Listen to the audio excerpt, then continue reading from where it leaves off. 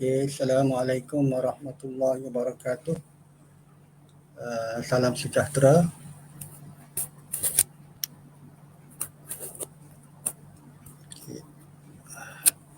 Okey, seperti yang dijanjikan pada malam ini saya akan membuat sedikit ulang kaji ringkas sebagai persediaan anda untuk bersedia untuk peperiksaan separa perubatan. Okey. Jadi pada malam ini kita akan berbincang pasal tajuk piramid makanan dan juga keracunan. Piramid makanan dan keracunan. Sebelum tu saya nak test dulu sama ada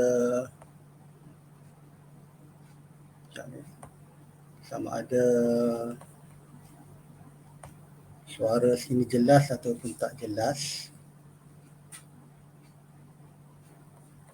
Boleh, siapa yang ada kat sini mungkin boleh komen sedikit.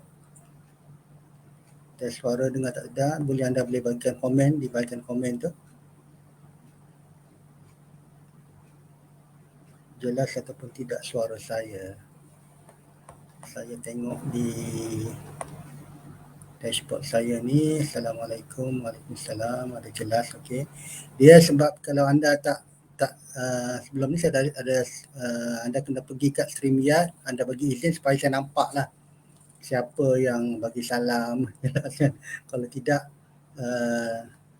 tak saya tahu ada ni lah. Ada ni. Efira Daud, jelas. Terima kasih. Okey, boleh tu sementara kita tunggu kawan-kawan ni, boleh sebutkan anda dari mana dan apa? Yalah, separa perubatan ni anda ambil kali yang keberapa? Untuk ambilan bulan Julai di mana exam dia akan sejangka dalam bulan 2 atau bulan 3 ni. So ini kali keberapa anda akan menghadapi latihan separa perubatan? Sebab saya rasa ramai juga yang berminat dengan latihan separa perubatan, terutamanya bagi mereka-mereka yang baru lepasan SPM ataupun yang dalam lingkungan syarat dia, umur dia 17 hingga 25 tahun. Jadi separa perubatan ni dia berbeza sedikit dengan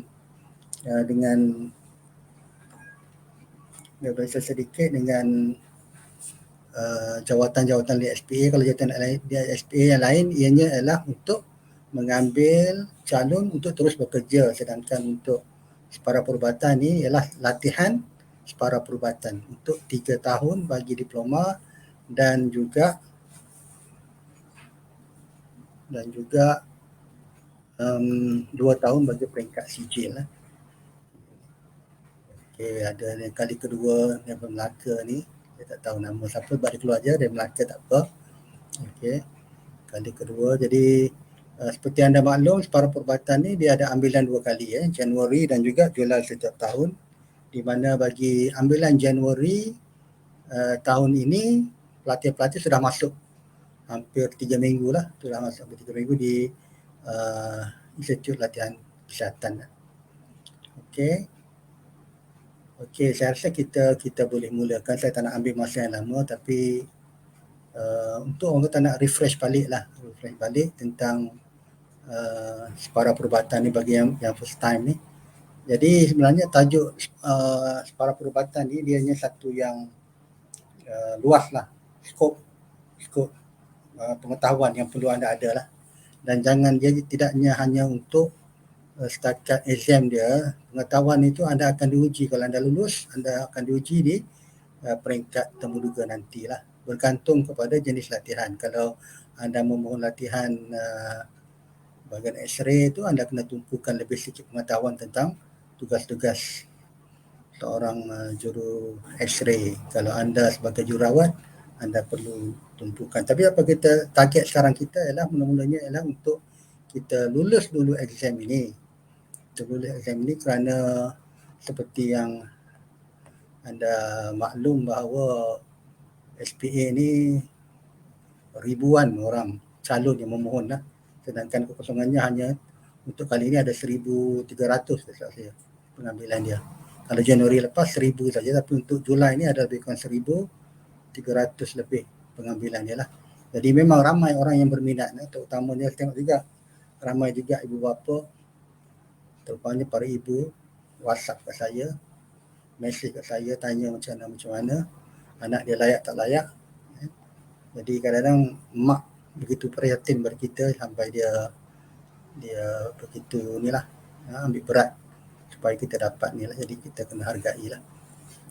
Okey, saya rasa kita mulakan dulu sesi kita malam ini tentang separa perubatan ni. Saya akan bawa anda kepada slide tak banyak. Ada lebih kurang, kalau tak silap saya ada bukan 15 slide. Okey, ini bukan, okey. Ada lebih kurang 15 slide. Yang pertama ni kita minggu lepas kita dah buat lebih kurang tentang influenza ataupun flu lah, sesama. Minggu ni kita cuba tengok pada tajuk piramid makanan dan keracunan lah. Okey. Saya rasa anda tahu pernah dengar perkataan piramid. Piramid ni yang bentuk seperti dekat Mesir itu piramid, bangun piramid. Ini adalah piramid makanan. Apa dia piramid makanan? Piramid makanan ni dia piramid makanan Malaysia. Piramid makanan di mana kita ada berapa aras dia itu? Kita ada 1, 2, 3, 4. Kita ada 4 aras kumpulan makanan. Salah satu yang anda kena tahulah. Kalau nak keluar soalan dia akan tanya aras paling bawah tu apa dia, aras paling tinggi apa dia. Jadi anda kena tahulah benda-benda basic lah. Ini benda-benda asal. Okey, kita ada paling bawah ialah makanan yang perlu diambil dalam kuantiti yang banyak. Yang bawah ni perlu diambil dalam kuantiti yang banyak. Kat sini tulis kat sini ni 8 hingga 12 hidangan. Manakala yang atas kali ni itu paling sedikit lah. Yang paling sedikit untuk kita menjadi orang yang sihat. Menjadi orang yang sihat sebab segala penyakit datangnya daripada apa yang kita makan lah. Apa yang kita makan. Jadi ini ialah piramid makanan Malaysia. Kalau kita lihat kepada ni, kita tengok sekali lalu kat bawah ni apa dia. Kat bawah ni. Okey, saya tengok sekejap ya. Kat bawah ni kita ada yang paling banyak dia kat bawah tu kita kena ni lah. Sayur-sayuran dan buah-buahan. Okey. Kemudian kita ada karbohidrat dan kita ada susu dan tenusu, dan atas sekali ialah lemak, minyak, gula dan garam. Gula dan garam ini dia punya ni dah. Okey. Saya tak sentuh banyak pasal piramid ni. Tapi piramid ni dia ada satu yang berkaitan dengan piramid yang saya pernah dengar. Tengok sini gambar tak berapa jelas dia punya gambar yang diambil itu bila kita ni dia besarkan dia jadi dia pecah-pecah sikit gambar dia lah. Tengok paling sedikit kita kena ambil lemak, minyak, garam dan gula itu aras 4. Aras 3 adalah susu, dadih dan keju. Yang paling banyak tu makanan buah-buahan dan sayur-sayuran, dan paling banyak itu adalah bijiran. Itu ialah tentang piramid makanan. Okey. Salah satu yang berkaitan dengan piramid makanan juga adalah satu yang konsep yang kita panggil pinggang sihat. Pinggang tadi kita panggil ni piramid makanan Malaysia. Ini kemudian kita ada konsep yang dipanggil pinggan, bukan pinggang lah, pinggan, plate, pinggan sihat. Pinggan sihat Malaysia satu konsep yang diperkenalkan oleh KKM supaya nak menjadi sebagai satu panduan makanan macam mana kita nak ni. Konsep ni senang saja. Kalau pinggan sihat Malaysia ni, kita bahagikan kita punya pinggan tu kepada 4. Okey, kita ada 4 di mana buah-buahan dan sayuran mengambil separuh daripada pinggan kita. Kemudian ikan ataupun ayam, telur dan legium sayuran ni, bijirin satu suku, dan juga yang lainnya ialah makanan yang bijirin lah. Bijirin konsep dia. Jadi kalau makanan sihat ni selain pada makan pinggan, makanan mengikut pecahan yang diberikan kat sini juga ialah kena minum air kosong yang banyak lah. Air kosong yang banyak. Okey, kita tengok sikit lagi. Konsep dia lah 4 item wajib dalam pinggan. Suku-suku separuh. Suku separuh. Suku separuh ni. Dan ni ada gambar lagi ni lah. Okey. Kita kat sini ramai masih tak, ini poster daripada KKM. Ramai masih tak amalkan suku-suku separuh. Jadi kita kena disiplinkan dirilah kita untuk makan ikut kuantiti dan jumlah yang betul. Nasi hanya perlu suku je. Nasi kita kadang kita ni nak makan nasi ni kadang penuh pinggan dengan nasi ni. Jadi kat sini katanya suku saja. Nasi suku, lauk pun suku, yang banyak separuhnya ini ni. Buah-buahan dan sayur-sayuran. Tapi ramai tak ambil, malah letak lauk yang lain-lain pula. Jadi ini konsep suku-suku separuh. Suku-suku separuh. Okey. Separuh, okey. Lanjutan daripada kita pertama, kita pergi kepada piramid makanan. Okey, bila makan, kita dah tahu piramid makanan dia ada 4 aras. Kita ada perlu kepada pinggan sihat. Okey. Konsep suku-suku separuh. Jadi sebenarnya suku-suku separuh ni, jika piramid makanan dihasilkan dia panduan untuk kita penyediaan makanan hidangan yang sihat, pinggan sihat ni lah alat untuk kita nak menterjemahkan KKM saja nak terjemah supaya membantu rakyat menggunakan makanan yang sihat lah. Jadi kita lihat dalam kata piramid makanan dan juga pinggan sihat ni dua perkara yang berkait. Dua perkara yang terbaik. Pinggan sihat ni lebih kepada alat visual lah. Alat visual.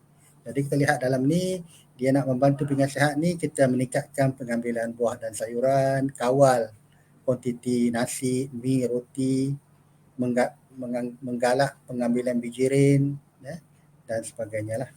Jadi ianya penting supaya kita nak mengelakkan daripada penyakit-penyakit kronik. Penyakit kronik seperti tekanan darah tinggi, kencing manis, dia berkaitan dengan obesiti. Bila lebih makan, maka banyaklah risiko untuk risiko untuk mendapat penyakit lah. Okay. Jadi ini ialah tentang makanan. Seterusnya ialah saya nak sentuh sedikit tentang bila makanan ini kita ada apa yang dinamakan sebagai keracunan makanan. Keracunan makanan. Makanan kalau kita tak disediakan dengan betul, tidak disediakan dengan SOP yang betul, dengan keadaan bersih, maka akan berlakulah keracunan makanan. Keracunan makanan ni kita lihat kat sini. Okey, keracunan makanan ni sekali lagi gambar dia tak berapa ni, bila kita besarkan dia jadi blur sikit, tak apalah. Tapi punca, ada beberapa punca keracunan makanan. Salah satu ialah bakteria. Bakteria. Okey, jenis bakteria adalah biasanya yang pernah dengarnya Salmonella, E. coli, Bacillus staphylococcus. Salmonella ni biasa kita dengarlah kalau bila ada keracunan ya. Makanan, bakteria, Salmonella dan E. coli. Okey.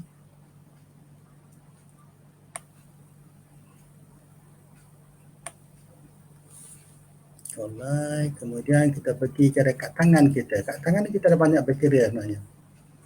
Jadi sebab tu kita dalam masa COVID sekarang ni kan, digalakkan kita sentiasa membasuh tangan sebab kuman-kuman ataupun virus tu, bila kita basuh tangan, kita menjaga anggota badan kita boleh mengelakkan daripada berlakunya keracunan makanan. Okey. Tanda-tanda keracunan makanannya ini tanda-tandanya satu ialah sakit perut, rasa loya, pening kepala, muntah-muntah, pucat dan juga demam. Jadi kita boleh sebutkan punca keracunan makanan ni bukan hanya kepada disebabkan oleh bakteria, tapi juga oleh banyak-banyak benda lain lah. Iaitu pertamanya selain pada bakteria kuman yang bahaya, ia juga yang turut menjadi punca keracunan makanan ialah adanya benda asing dalam makanan, dalam penjara. Kalau tengok kebanyakan kilang-kilang yang menyediakan bahan-bahan makanan ni kadang tak jaga kebersihan, macam-macam benda dalam tu. Itu yang boleh menyebabkan kepada keracunan. Yang ketiga ialah toksin ataupun racun semula jadi. Kadang-kadang dalam sayur-sayuran tu banyak dia nak bagi nampak segar, nampak ni digunakan racun ataupun benda yang toksik. Dan keempat juga ialah tercemar oleh bahan kimia seperti racun dan serangga. Okey, itu lebih kurang untuk ni saya nak bawa dua contoh soalan supaya kita lebih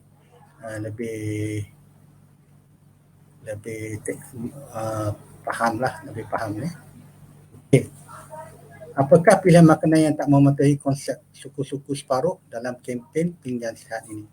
Mungkin anda boleh tuliskan di bahagian komen apa agak jawapan anda.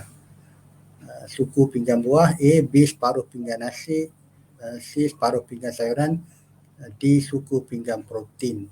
Mana satu agak-agak anda ni cuba anda komenkan di bahagian komen. Cuba komen di bahagian komen anda. Okey. Agak-agak apa jawapan anda? A, B, C ataupun D?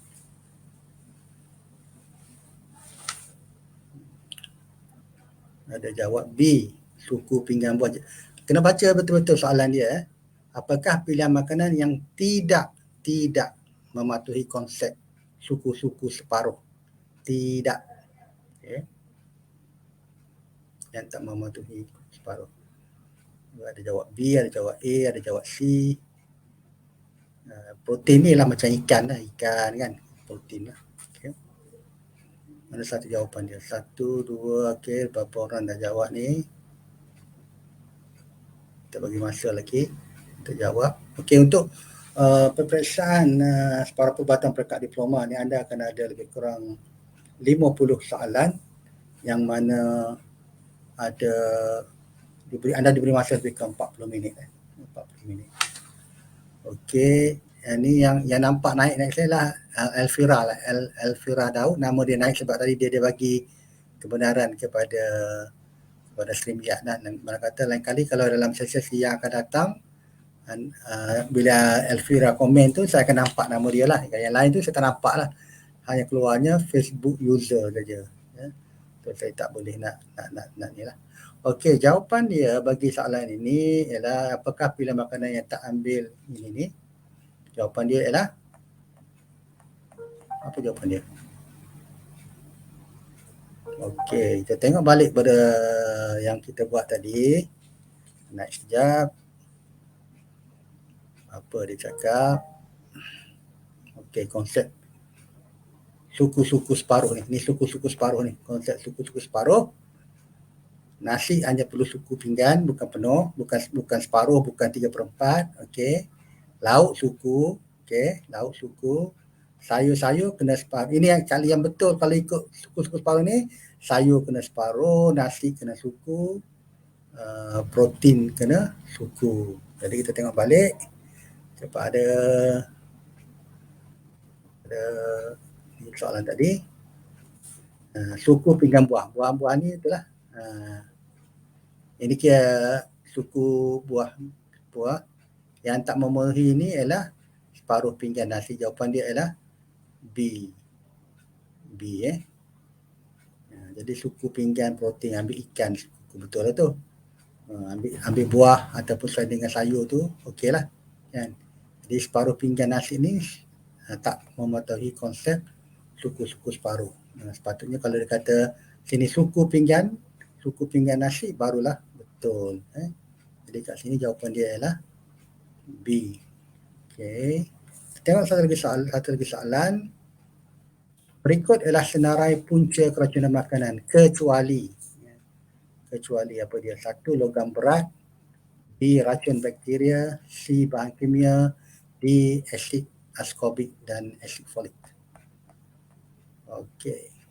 Cuba komen di bahagian ni, apa pula jawapan anda? Punca keracunan makanan. Kita tengok balik kepada tadi tengok balik tadi, slide tadi. Dia kata kat sini, okey, punca-punca keracunan ni ada nak besarkan gambar ni.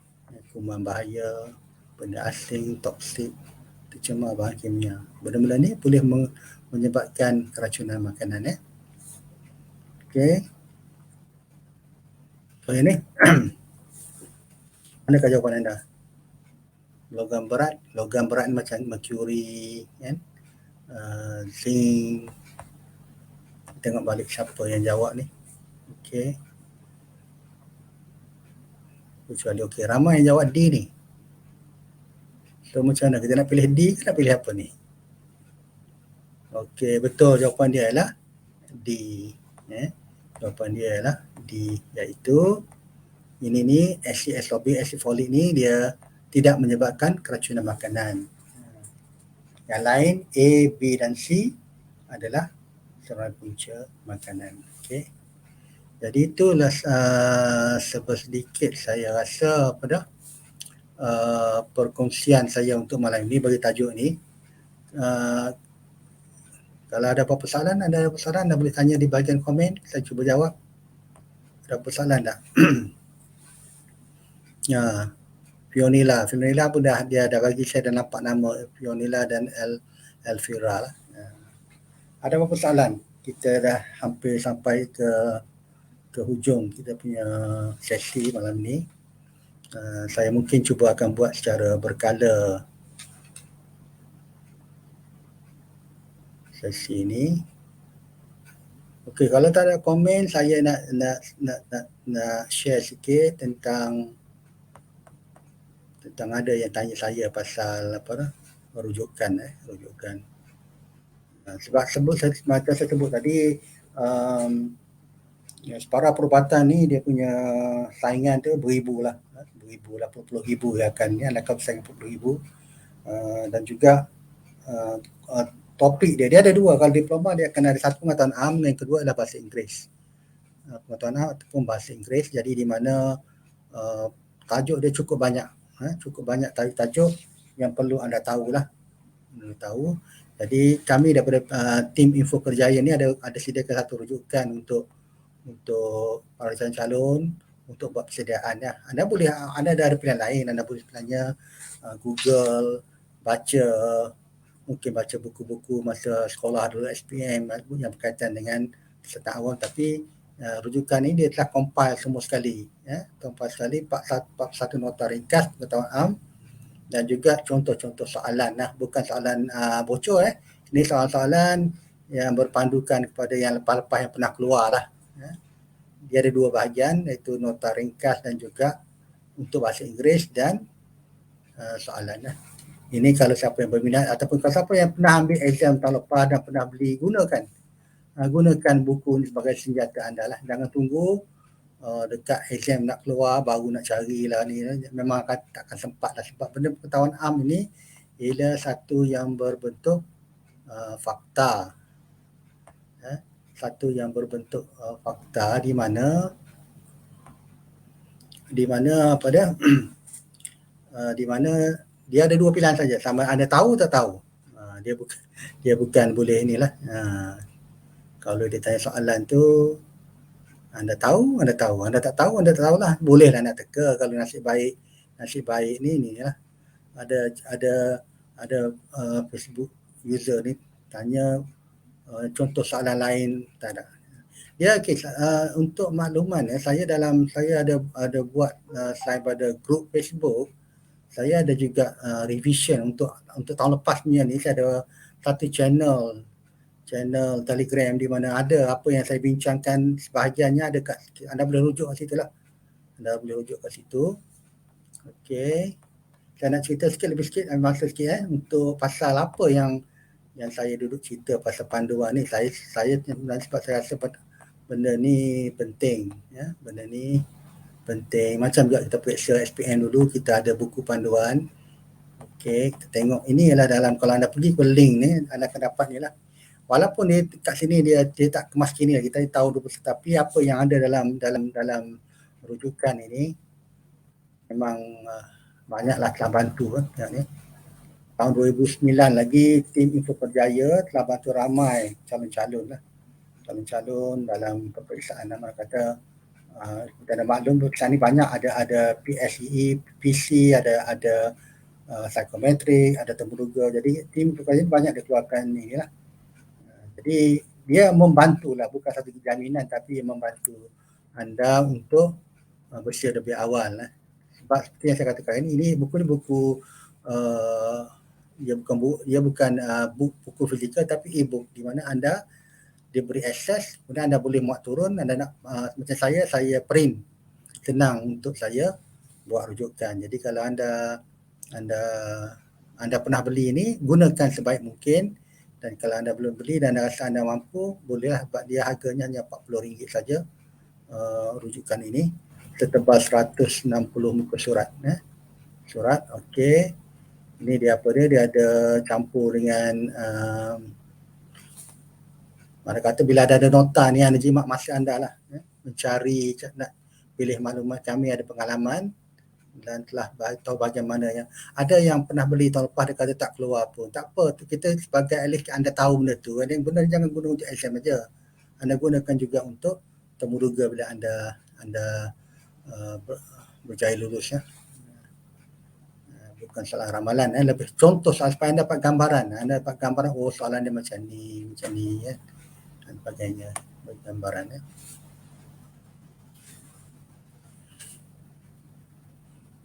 Okey, ini dia punya inilah. Dia sebab saingan tu ramai, sebab itulah ramai yang banyak kali ambil pun tak berjaya. Jadi ini yang untuk mereka yang inilah, yang bila ada panduan, macam anda ada, bukan jaminan untuk lulus tapi membantu kesihatan anda lah, anda boleh fokus. Di samping tu anda kena cari juga buat bacaan lain, bukan semata-mata guna panduan ini, tapi panduan ini sebagai core lah, sebagai trust utama, panduan untuk anda guna revision anda lah. Versi ni nanti saya akan bagi link kalau anda nak ni lah.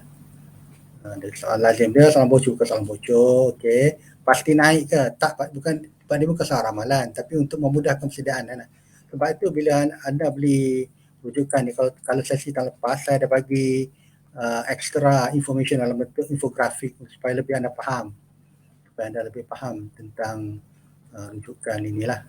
Kita hanya maksimum, kita try ikhtiar secara maksimum, dan selebihnya kita berdoa lah. Kita berdoa supaya kita ni jadi itulah lebih kurang ini. Okey, nanti saya akan bagi kat ni link, sebab saya boleh akses tak kalau ni, tengok sekejap saya cuba. Saya tak ada lah sebab saya tak ni. Okey. Nanti saya akan bagi link untuk mereka-mereka yang berminat. Saya cari ada dalam bahagian ni ada ni. Ini dia punya rujukan ni. Anda boleh klik link bit.ly/separuh perubatan 2022. Itu dia punya link untuk ni. Okey. Ataupun ini nombor WhatsApp saya lah. 0122988796. Anda boleh WhatsApp kepada saya jika ada sebarang persoalan. Boleh WhatsApp saya, saya bagi dalam tu lah. Jadi kita dah sampai pukul 10.29. Jadi terima kasih kepada anda semua yang beri perhatian untuk sesi malam ini. Jadi okey, kalau buku lagi kata masih boleh guna. Memang benda tu ialah benda fakta lah. Benda tu fakta, tak berubah. Cuma ada kena tambah lagi dengan bahan-bahan lain lah. Jadi kalau dah ada tu, guna secara maksimum. Jadi kalau nanti anda follow dalam grup Telegram saya dan juga channel revision, nanti anda akan dapat saya akan buat dari masa ke semasa mungkin beberapa soalan bentuk quiz untuk membiasakan anda lah dengan banyak latihan lah. Jadi dengan kita banyak latihan, kita akan lebih faham, lebih ingat fakta-fakta tersebut lah.